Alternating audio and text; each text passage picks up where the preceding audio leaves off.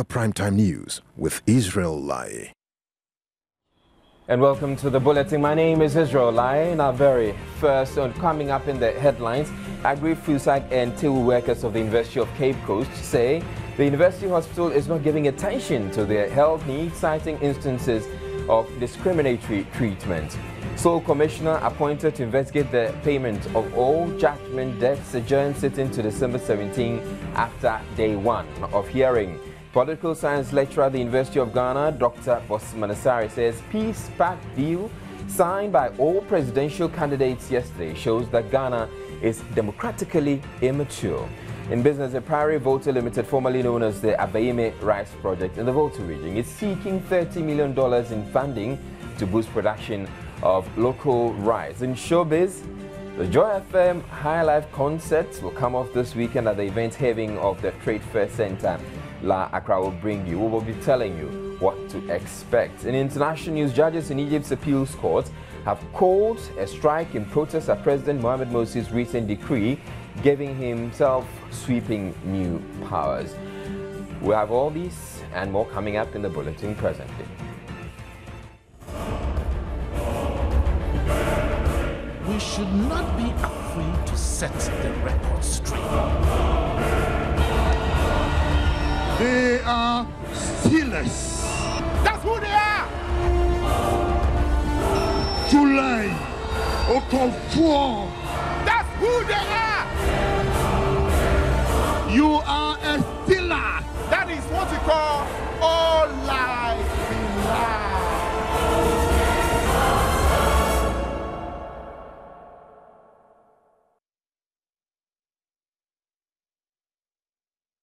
In our very first story, a group calling itself Platform for Electoral Dialogue has extended an invitation to the media or media personnel who believe in the cause of the NDC to boldly come out and support the campaign, cautioning those who do not believe in that cause to stay away from reporting untruths. Leader of the group, Nana Achinabrintu, said this at a news conference at the Kuku Hill office of the NDC. Over the years, I've been able to build a track record which gives me the cushion or the safety net to do what I've done. And I know it's very difficult for a lot of people in the media who want to help, but because of the job and your workplace, you can't do that. But what you can do is to at least not be afraid of putting out the truth. As the media people, journalists, if you're neutral, make sure you do your homework and cross-check. A major characteristic of every election year is the formation of political splinter groups.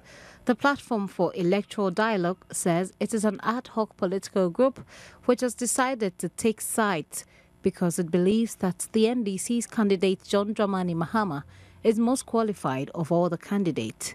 We must vote for peace. We must vote for humility. We must vote for non-violence and the unity of our country. These traits are personified in John Dramani Mahama, the unifier. Well, I'm sure you've heard that, we've been given houses in Trasacco, we've been given lots of money. These are not true. I mean, you should see the car I'm driving. Some of us have had our phone numbers put on Facebook, that if you want goodies, call this number. It's not fair. This is intimidation. The group believes the press conference to highlight the achievement of their candidate is in order. There's a direct correlation between quality leadership and the standards of living of the people. We are also telling the other candidate, because we also think that they may have some achievements of their own, but they should bring it so that we compare it. Ghanaians deserve the very best. So if you've been in parliament, that is okay, but is there somebody who has more than parliament? Is there somebody who have gone beyond that? We have opted for John Dramani Mahama because he stands out. Leader of the group, Achinabrintu, said the press conference highlighting the credentials of the NDC's presidential candidate would help the electorate make a better choice. The NPP has debunked the NDC's claims that the National Health Insurance Scheme is expanding. According to the NPP, the NHIS is rather on the verge of collapse. From their own 2011 annual report, we had 8.2 million. 34% of Ghanaians are card-bearing registered members of health insurance. But we look at the service utilization. They are going around with this propaganda that the health insurance has been a phenomenal success under NDC because 27 million hospital encounters have been recorded.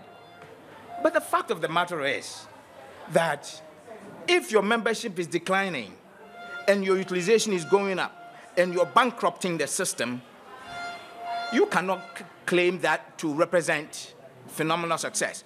Meanwhile, 8 days to election, political violence is being recorded in some parts of the country.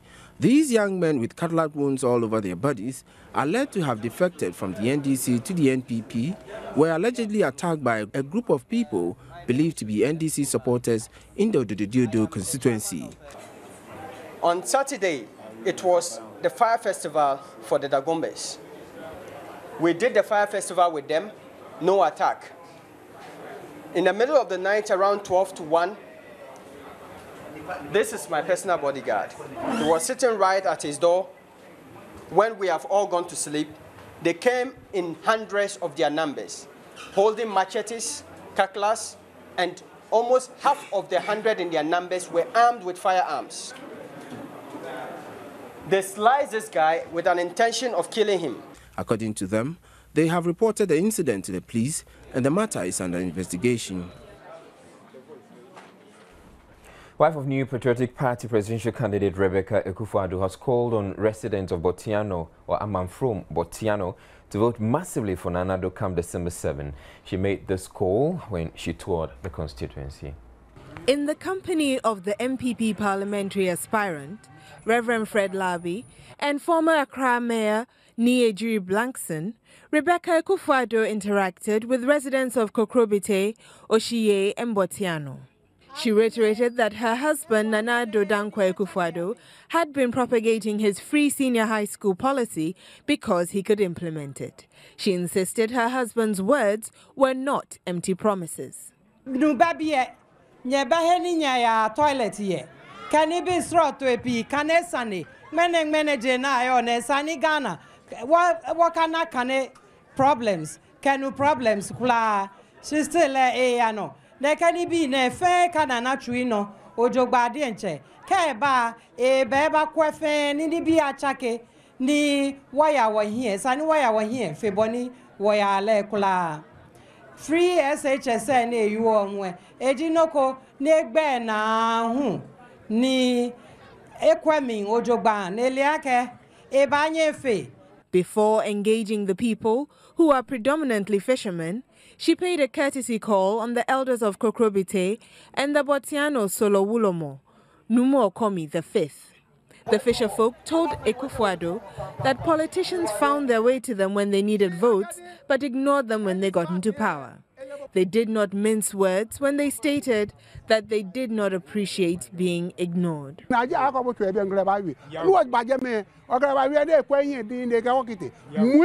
Now, when was man and what? Well, men bad must be I'm going to fair on the Guamia, but not fair one no more. You can't brassing. She got my friend, and Niako. Le ambassador Gontiana Pam, no. Rebecca Akufo-Addo promised them that she would make it her personal business to see to it that the community benefits from development packages when her husband is voted into power. Meanwhile, Voters' Voice picks some views of residents from Botiano.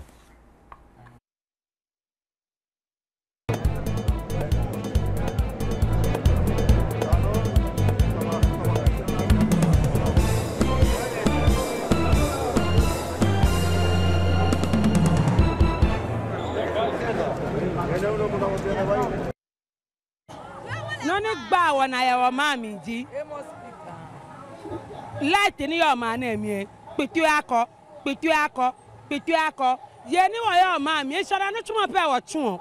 What thought when you bow wow? No, I know what be, can I say? Near my member say, Beme, now make a how. What about Tano man, what road in a car and echo of it I like once more. Ni wanano to my mammy, once more. Wamane me wabejala. Koba ongmami keno ko fi olete do te kaneshi. Ni skani bule to kwa yo jala lete fa. No ga ko ba wole no ga anye kaneshi. E wa so ni wana jala e bata no mane. Amegbejegbe ni kan bi ene ehin. Ni ma hon koko yen me so wana ka gbejegbe ni ya ma mi die nche gbe ko kra kan shi. No kaji bi ane la eje. Ya mo ko tumi na keshi fire service aba na ya gbe la. Muku ko be fire service ko nyin ni eya beje mbangbe he na echira pa. Hosis kete na ya gbe la. Ni be na ba sheje no ni baba eba omo. No ni ji o enyoji. Beke bi ni obi ni ya school ami hia wa mo. No government bi ni baba power sanefo ehie. Kengme beke bi ye ni yo ma no na wa me because cheme kenyeme be pi amenu tumo wa me na be ke ha beke bi ye. Ni mi bote masmo akeshi keja me ba no acheche me ke nyeme na ka matrashi na gbele mi atu ame no ni oni hia aka me bi aya school wa gba no yi wa gba kwa bi atoje ma just je fi fite wa be ba lo ti oje wo su o wa ba ti si wo ti ba lo su.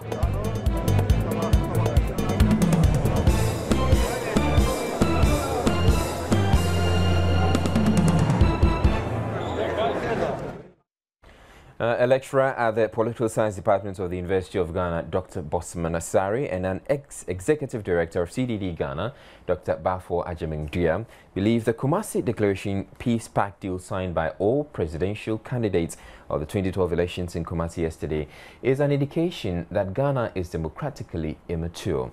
Dr. Bosman Asari, however, suggested ways Ghana can attain her maturity in democracy, with the leaders showing the way.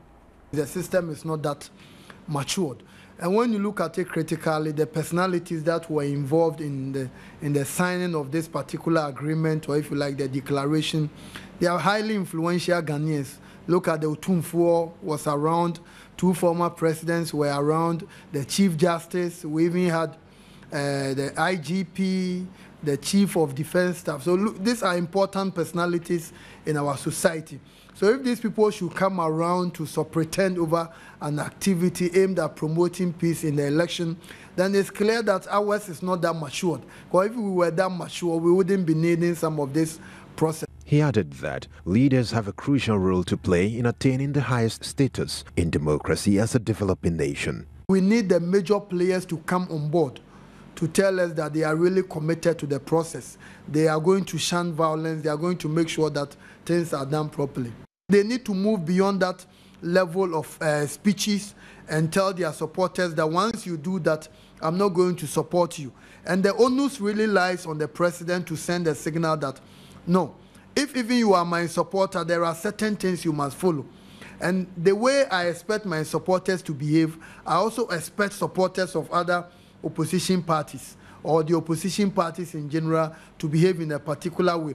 And we also expect the president to alert the security agencies that they have the support of the president and the government. So they shouldn't be afraid whether they are dealing with people who belong to the opposition parties or to the president's parties. He is optimistic Ghana will see a peaceful voting process, but thought some critical issues need to be considered. I certainly think that the elections will be very peaceful. My only concern is that we've heard that some minors have registered and they are going to take part in the process. These are things collectively we must come together as a people to make sure that if even these minors support our party, we are going to make sure that they don't vote. The vote is a right which cannot be taken away from you. We normally say human rights are inalienable rights given to you by nature. That means nobody should be able to take that thing away from you. So under no circumstance should you allow anybody to convince you that this is the way to go. Just look at the different political parties, the platforms they are representing, what are their manifestos, what are they saying about your issue, and just go ahead and vote. And if your party does not come out victorious, that's democracy. Let's allow the systems to work. We are 8 days from the general elections, and it's incumbent for all to heed to the tenets governing the conduct of the election. We've also been speaking to members of the public about what they make of this historic peace pact. It's perfect, actually. It's very perfect. But I think there are much more serious questions that we should look at. For instance, why one chief who is not a member of the National House of Chiefs should have the power to organize such a meeting? It just doesn't really make sense to some of us, especially when that chief is said to be aligned to one party And one party has a stronghold right at where that chief is the paramount chief. And also, the House of Chiefs itself, which is constitutional, was not even the leader of the chieftaincy delegation, but instead a chief who is not even a member of the National House of Chiefs. In fact, it was a very impressive program. And I think Asantehene is a very wise king among all the king, and I congratulate him for that. So once they sign the bond, I think there will be peace. And now we are also free, and we can go confidently voting for the person we will love, and then expecting the clear declaration of the real winner without any doubt. You see, it's very good to release our tension, to know that we are good. Now, we are good, one nation, one people, one destiny. We don't have any Ghana. We have only one Ghana. So it's very good for every Ghanaians, to love ourselves. I think it can promote peace. Considering the fact that we need peace in the country, hopefully the political parties and their leaders, we just hope that they really took it seriously, and probably more programs of such would help. Since we're in a political year and we all need peace in our country, because as human as we are in this nation, without peace, you can't do anything. Because we have peace, that is why we are working now. So since this program was organized, I only pray that what came out from our presidential candidates will be something that will help us, and it will be a success for our nation, for us to live in peace. So to me, I think it's quite good. Now, in a book entitled My Ghanaian Odyssey, former election observer and co-founder of the Center for Democratic Development, CDD, Professor Akufo-Addo has warned the country stands the risk of a subversion in the upcoming elections if the tension that has characterized the campaign is not contained. He noted that despite Ghana's excellent record in elections, the tendency for violence to break, as seen in the 2000 and 2008 elections, must not be underrated. In an exclusive interview with Joy News, Professor Akufo-Addo disclosed that ahead of the 2000 elections runoff, there were plots to compel the then president to declare a state of emergency aimed at postponing the elections. Akufo and Evans Atta Mills were to go for the runoff on the 28th of December 2000.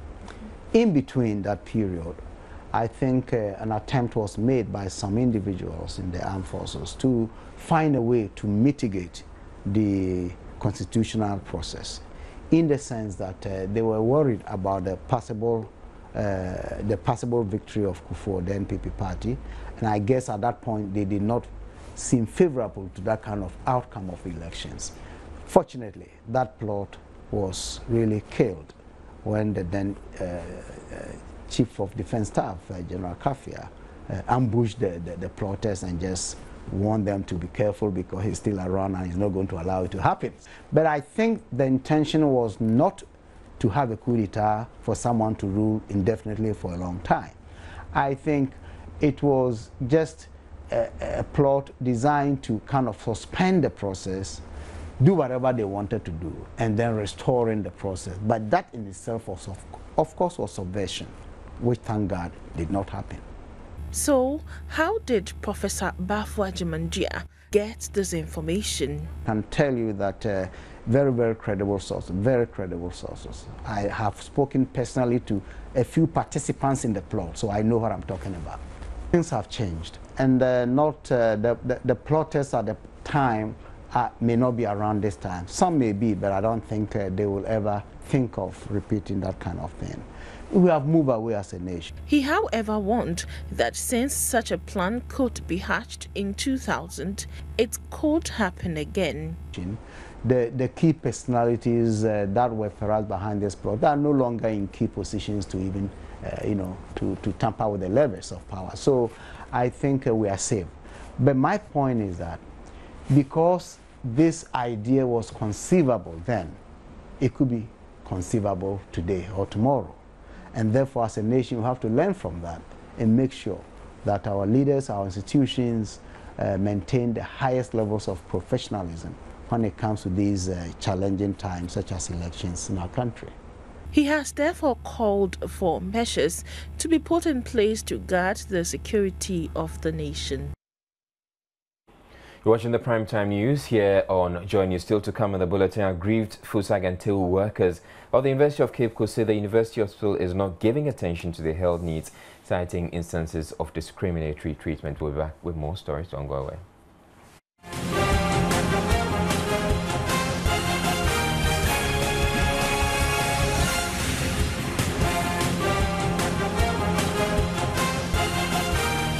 Your election headquarters. Right, you may be having, or you may have had some difficulties with your multi-TV. If you're watching me now, it means that you have gotten over the problem, or probably you may be watching from a friend's house. Now, do not worry, the issues have been resolved. Your #1 free-to-air satellite TV station, multi-TV, has undergone a system upgrade, essentially, to bring you quality entertainment this Christmas season and timely, professional and compelling news content during the election season. Now, the upgrade will extend multi-TV's coverage beyond West Africa into parts of Southern Africa. Multi-TV's IT manager, Edwin Annan, shares more light on this exciting phenomenon. And change the frequency in which we are currently operating to a new one. The old frequency was 12551, and we had to change it because the old satellite has been moved to the new one, that is 12522. These are the only parameters, or this is the only parameters that has to be changed. We had, however, communicated earlier, based on the how do you call it, the information we had from the satellite provider, to change the frequency and a parameter called symbol rate. Barely 10 minutes to the time that these changes were coming up, they called that we shouldn't change the symbol rate. Therefore, we couldn't go back quickly to tell our subscribers, our viewers, not to tamper with the symbol rate, but only focus on the frequency. So anyone having challenges because probably he heard the first announcement, therefore change both frequency and symbol rate, that person should revert back and put back the old symbol rate that was 19531, and rather change just the frequency from 12551 to 12522, and you just rescan. It's a simple process. Those who probably couldn't do it or are having challenges doing it, we have posted enough information on myjoyonline.com and multitvworld.com. They can visit that site. We have videos showing them how to go through the scanning process. Because we have different types of boxes, we have all those videos there that they can watch and just follow. If for any reason someone is still having problem, we have also informed our various dealers in the various regions that they might be receiving calls from individuals in their vicinity to help them out. This has also been posted onto the website, myjoyonline.com and multitvworld.com. So we are giving enough assistance for people to connect back. Either they do themselves or they get people to help them. If someone for one or two reasons couldn't do that, we have a hotline that they can call. That is 030-2211-697. I believe that within the next week or so, we should have almost everyone connected. Therefore, all the interesting programs that we are coming up, especially these elections that we are really working very hard to give viewers the best that we can, they can all enjoy it. Okay, so just to reiterate the point that Edwin made earlier, the issue is that there's been an upgrade. And if you're watching me right now, it means you have gotten over the issues. So all you have to do is just call your fellow multi-TV subscriber and just tell them to follow the process you went through. Otherwise, if it's a difficulty, you can just ask them to call their dealers. Just call your dealer or the installer, whoever installed it for you, and they're going to take you through the process. It's a pretty simple process. Otherwise, if you can also go to myjoyonline.com or multitvworld.com and you can see the process. It's all detailed out there, and it's pretty helpful. so you can continue to enjoy your multi-TV from your homes. Now, the Federation of University Senior Staff Association and the Teachers and Educational Workers Union at the University of Cape Coast today abandoned their posts and embarked on a demonstration against the university management for taking their healthcare issues for granted. Now, according to the aggrieved workers, substandard healthcare services being offered them have compelled them to seek medical care at private hospitals outside the university. Richard Kojo Nyako joined the demonstrators and has come through with this report.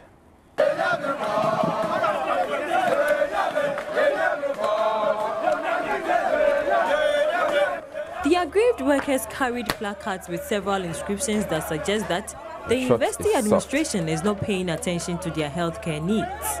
According to the staff, they are being denied free medical care in the university hospital, contrary to the decision of the hospital board at its meeting on October 5th this year to continue its free medical care policy for staff, as well as take care of services excluded from the NHIS list. The demonstrators allege that the university administration is implementing healthcare policies akin to the cash and carry system.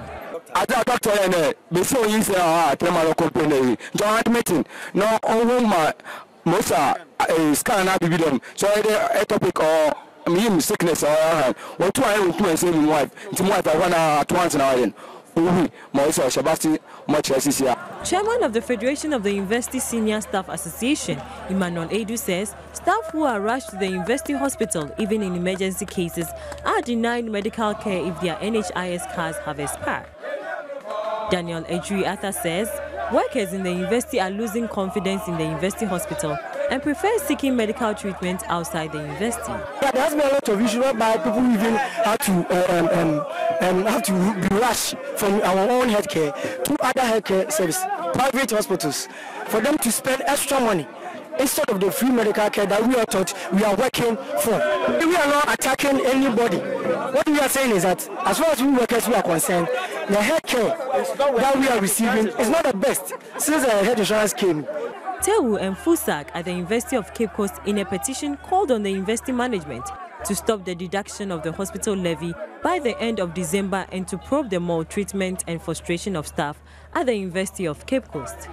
Meanwhile, the Vice-Chancellor of the university is scheduled to meet the leadership of the workers to fashion out solutions to end the impasse.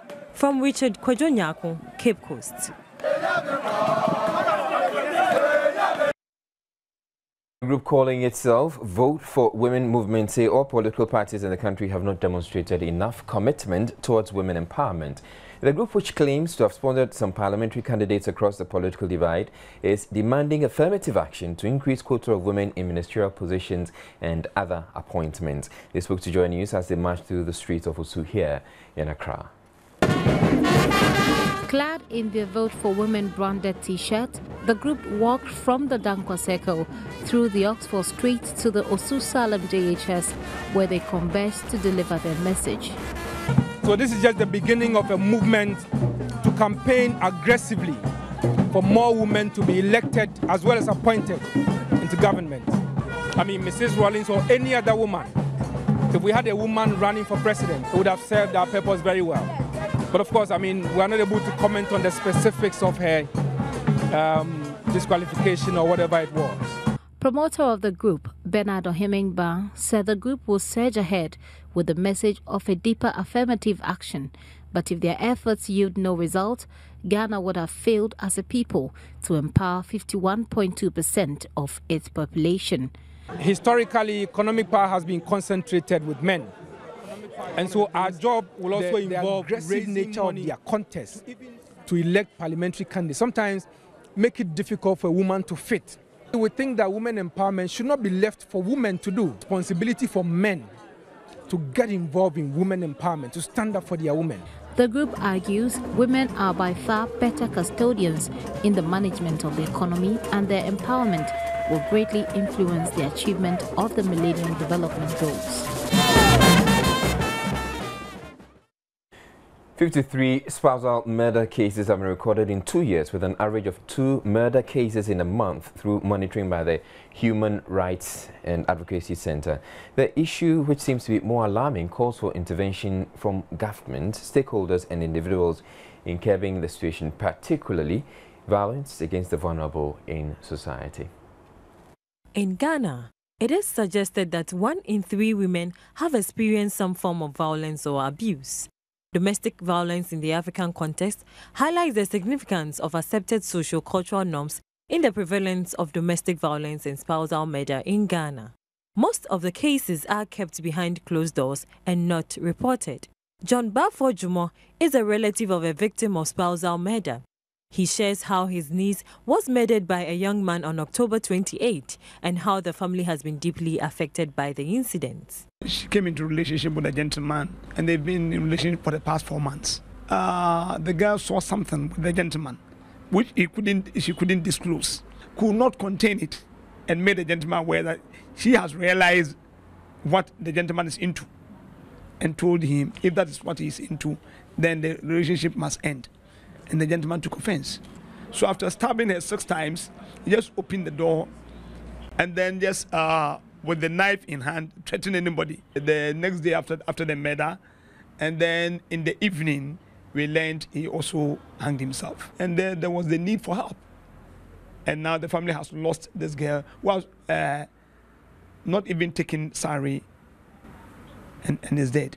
As Ghanaian human rights advocates observed the International Day to Eliminate Violence Against Women, the Human Rights and Advocacy Center is disappointed with the high incidence of spousal murder, particularly the cases of the husband or male partner killing his wife or female partner. The media monitoring was between January 2010 to July 2012. For the period, we documented a total of 53 cases of spousal murders, and that translates into 2 spousal murders a month in Ghana, 2 women being killed or a few men being killed by their wives. 42 were wife killings where husbands or boyfriends had killed their wives. And then we had 5 where women or wives or girlfriends had killed their husbands or boyfriends. And then there were 6 cases of rival murders where a man or woman thinks that the wife is having an affair and then goes to kill that man. So we have 2 cases every month, and we think that is quite alarming. There were high cases reported from the rural areas with the use of machete and other offensive tools. The HARC is therefore calling for interventions. All but the Chief Director of the Ministry of Finance and Controller and Accountant General were present for the first sitting. The Auditor General Richard Quartey failed to submit the exact number of records requested by the sole commissioner, records dating from 1992 to present. According to the Auditor General, due to a number of constraints, only records from the year 2000 to 2012 were available at that present time. The Solicitor General, represented by Nana Donto, requested for more time to put the necessary materials together. The sole commissioner expressed surprise at the inability of some other state institutions to make available the requested document to aid in the investigation process. For the benefit of those who do not know, that this commission even has the powers of the police for the purpose of entry, search, seizure, and removal of a document or an article relevant to the inquiry by the commission. The commission can direct its investigators to enter any premises, to search and seize any document that will assist the commission in its work. The sole commissioner bemoaned the absence of the Chief Director of the Ministry of Finance and Controller and Accountant General, noting no excuse was made available for the absence. If a witness is subpoenaed to appear before the commission and the witness fails to appear and again fails to give any reasonable excuse for the failure to appear, the consequence is that that witness could be arrested and brought before the commission. This commission can make an order for the arrest of the witness and be brought. That's the consequence of a subpoena. This commission has the powers of the High Court to order the arrest of witnesses who refuse to appear. Since the commission is a fact-finding one, and we want the general public to assist voluntarily, I would not like to invoke the powers of the commission now. Justice Apau warned that he will be forced to issue an arrest warrant for anyone who, in the future, failed to honor the invitation of the commission. Hearing is adjourned till December 17. Right, we take a break now, but we have more news coming up. Don't go away.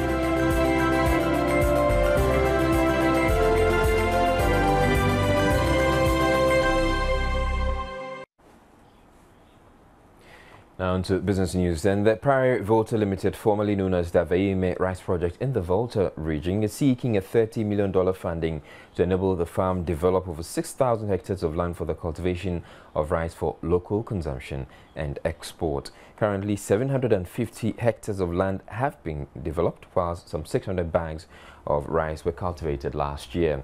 The $30 million funding officials are seeking will be used to develop irrigation infrastructure, provide seeds and agronomic service to farmers, and procure tractors and combine harvesters to effectively cultivate the land during each harvest season. Ghana for outstripping the dominance of maize in our diet. Unfortunately, much of the rice consumed in this country is imported. It is estimated that Ghana spends between $300 and $500 million annually to import rice into the country. Officials believe the money for rice importation could be channeled to other areas of development if Ghanaians are provided with the capacity to grow the product. There are currently 3 varieties of local rice in Ghana: Yasmin Perfume, Basmati, and the traditional long grain rice. Experts say all 3 are high quality and provide the same nutritional value and taste as imported rice.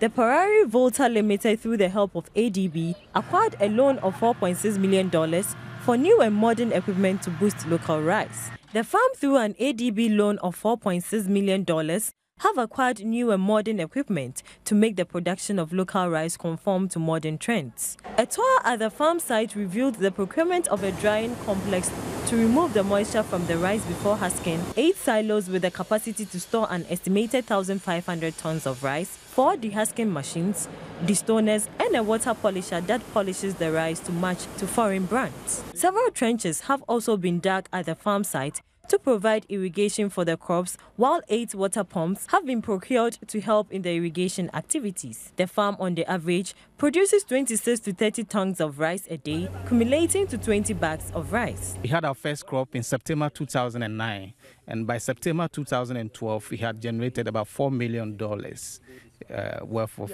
rice that we've sold in Ghana. Going on this year alone, we have harvested 1,500 metric tons of rice, and we are looking forward to have another 1,800 metric tons this year. But despite these initiatives, the farm is reeling under financial challenges and is in urgent need of government and business support to revamp its operations. We should be looking for the money. If it is our objective to feed ourselves in this country, then we should look for the money to expand it, because this one is about survival. You must live before we do anything else, you see, and our people must feed or must be fed on produce that we've grown in this country. If we can grow rice all over Accra Plains to feed ourselves, why should we import? Managing Director of Prairie Volta, Everett Anderson, said the farm has the capacity to produce 4 million tons of rice annually if the right support in terms of funding was provided by government and other business organizations. We don't face any technical challenges that the world has not already faced and solved. So all we have to do is to adapt the technology that's known to here. The big challenge, of course, is funding it to get it here. Once we get it here and get it funded and get it operational, then it becomes self-sufficient and pays for itself. Officials are meanwhile hoping to cultivate an additional 600 hectares of land to augment the 750 hectares of land already cultivated to increase rice production from the farm. Ex-factory prices of goods for all industry increased on average by 19.6% in October 2012 relative to the price level recorded in October 2012. The monthly change rates also increased by 1.1% as compared to September 2012. Compared to September 2012, the PPI increased by 1.1% in October 2012. The producer inflation rate increased by 11.3 percentage points relative to the rate recorded in September 2012, 19.5% in the mining and quarrying sector. The rate for October 2012 in the manufacturing sector recorded 1.7 percentage points, higher than that for September 2012. Utilities rate for October 2012 was lower than that of September 2012 by 0.1 percentage point. The year-on-year inflation from the producer's perspective for all industry for October 2012 was 19.6%, 2.8 percentage points higher than that for September 2012. The monthly inflation rate for October 2012 was 1.1%, lower than what was recorded in September 2012. Mining and quarrying recorded the highest year-on-year inflation rate of 30.8%, followed by the manufacturing 22.2%, then utilities 2.9%. A monthly change of 1.3% was recorded in the manufacturing sector. There were 6 major groups in the manufacturing sector that recorded inflation rate above the sector average of 22.2% in October 2012. Publishing, printing and reproduction of recorded media recorded the highest rate. Manufacture of other non-metallic and mineral products 36.5%. Manufacture of food products and beverages 26.4%.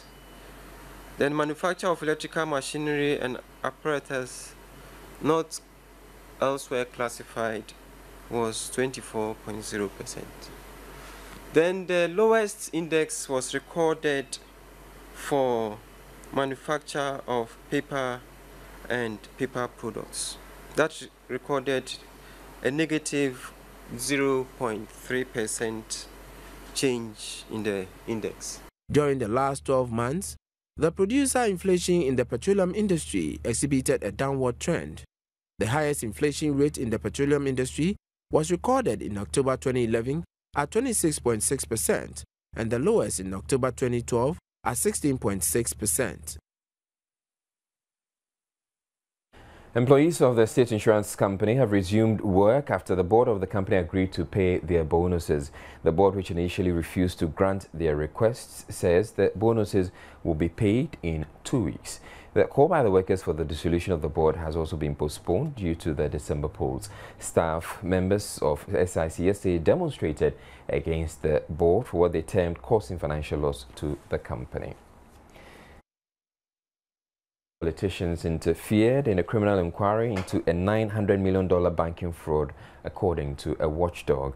The Afghan-based anti-corruption body claimed politicians had amended the list of suspects to be charged over the collapse of the Kabul bank. And BP has been temporarily suspended from new contracts with the U.S. government, while it is unclear how long the ban will last. It follows BP's record fine earlier this month over the 2012 oil spill in the Gulf of Mexico. And that'll be it for business news, but we have some smart investment tips coming up shortly.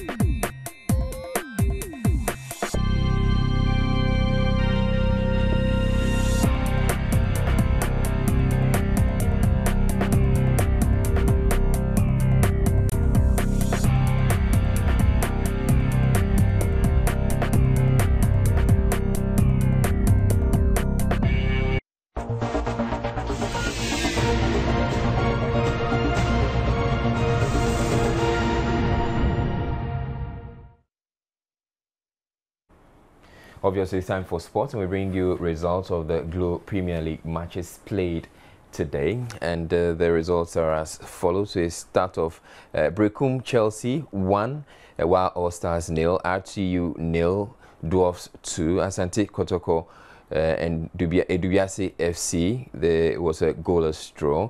Liberty 1, Tema Youth 0. Amidas Professionals and Hearts of Folk, they drew 2-2. Ashanti Gold FC 0. Mediama SC 1. Hearts of Lions 1. Arsenals 1. And Adriana Stars, they won against King Faisal by 1-0.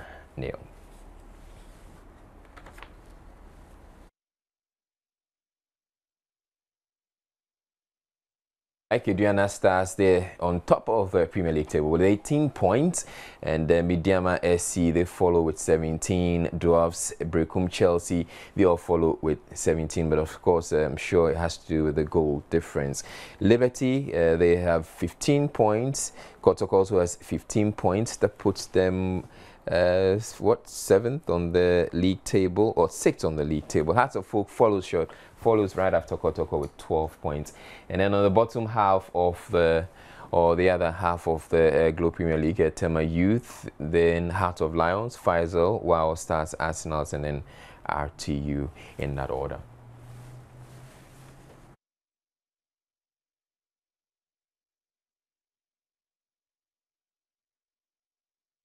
And then that's it for sports for now.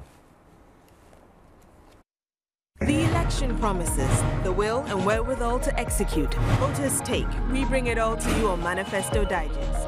Here we gauge the wish list versus the reality. How do the promises measure against the records and performance indicators? Manifesto Digest, an election headquarters program. On Joy News, only on Multi TV. Also on radio and online. And supported by